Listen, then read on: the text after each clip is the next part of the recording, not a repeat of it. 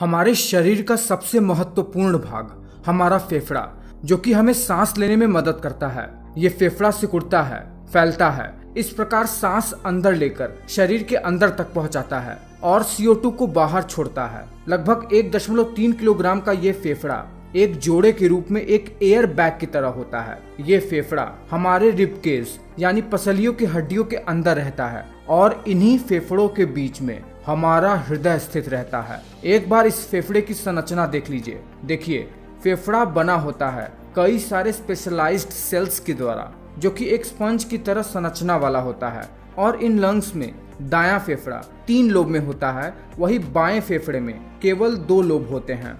ये फेफड़ा श्वास नली द्वारा हमारे नाक से जुड़ा रहता है। सबसे पहले नाक होती है, फिर उससे जुड़ा होता है ये फेरिंग्स, जो कि कनेक्टेड रहता है इस विंड पाइप से, जिसे ट्रैकिया भी कहते हैं। और ये विंड पाइप फेफड़ों में आने तक 2 भागों में बंट जाते हैं, जहां ये फेफड़ों में बिल्कुल पेड़ों की जड़ की तरह फैल जाते हैं, बहुत सारी शाखाओं में, जहां इन जड़ जैसी शाखाओं के अंत में बिल्कुल एक गोल बॉल की तरह एक संरचना होती है, जिसे एल्वोलाई कहते हैं। और ये जड़ जैसी संरचना होती है फेफड़े के अंदर। तो अगर हमें ये जानना है कि फेफड़ा काम कैसे करता है, तो सबसे पहले हमें ये जानना होगा कि मनुष्य सांस कैसे लेता है। देखिए, फेफड़ों द्वारा सांस लेना सही मायने में देखें तो एक अनैच्छिक क्रिया है। मतलब अगर हम चाहें भी तो इस क्रिया पर अपना नियंत्रण नहीं कर सकते हैं। और फेफड़ों का सिकुड़ना और फैलना, ये दोनों ही हमारे कंट्रोल में नहीं होता है। फेफड़ों के नीचे डोम शेप का एक ऑर्गन होता है, जिसे डायाफ्राम कहते हैं। ये डायाफ्राम भी सिकुड़ता है और फैलता रहता है बिना हमारे प्रयास के ही। जब ये फैलता है तो हमारा फेफड़ा सिकुड़ता है, और जब ये डायाफ्राम सिकुड़ता है तो फेफड़ा फैलता है। जब फेफड़ा फैलता है तब हम सांस अंदर की ओर लेते हैं, और जब हमारे लंग्स सिकुड़ते हैं तो हम सांस बाहर की ओर छोड़ते हैं। तो चलिए फेफड़ों के कार्य को शुरुआत से देखते हैं।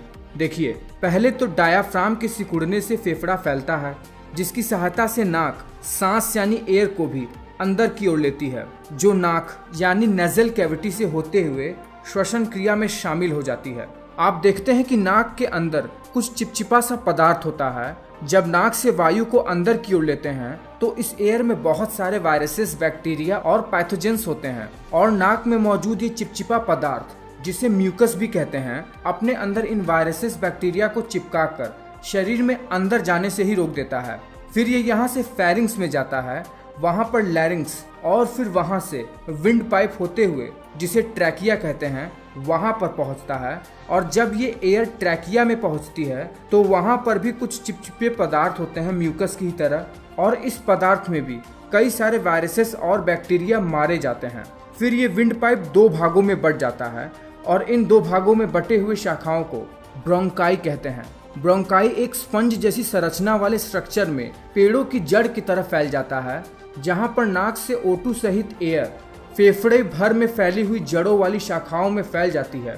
और इन जड़ जैसी शाखाओं के अंत में एक गोल बॉल की तरह छोटे छोटे एयर बैग्स जैसी संरचना होती है, जिसे एल्वेलाई कहते हैं, जिसके ऊपर blood vessels, mainly blood capillaries, चिपकी हुई होती हैं। जब एयर एल्वेलाई पर आती है तो वहां से O2 के मॉलिक्यूल्स चिपके हुए ब्लड कैपिलरी में मौजूद ब्लड के हीमोग्लोबिन के साथ बाइंड हो जाते हैं। फिर ये ब्लड मनुष्य के हृदय की तरफ बढ़ता है, जहां से पूरे शरीर में ये ब्लड फैल जाता है। पर जब एयर में O2 हीमोग्लोबिन के साथ बाइंड होती है, तब उसी समय ब्लड में मौजूद CO2 गैस इस एल्वेलाई के पास अंदर जाकर डिफ्यूजन के द्वारा इस एल्वेलाई के अंदर डिफ्यूजन द्वारा चला जाता है, जहां से फेफड़ा इन CO2 गैसेस को शरीर से बाहर निकाल देता है। नाक के द्वारा जो हम गैसेस एक्सहेल करते हैं, वो यही CO2 गैस ही होती हैं, जो कि मेनली वेस्टेज होती हैं। तो आप समझ ही गए होंगे कि फेफड़ा काम कैसे करता है और ये ह्यूमन बॉडी के लिए कितना इम्पोर्टेंट है। और हम सब जानते हैं कि एयर कितनी ज़्यादा इम्पोर्टेंट है,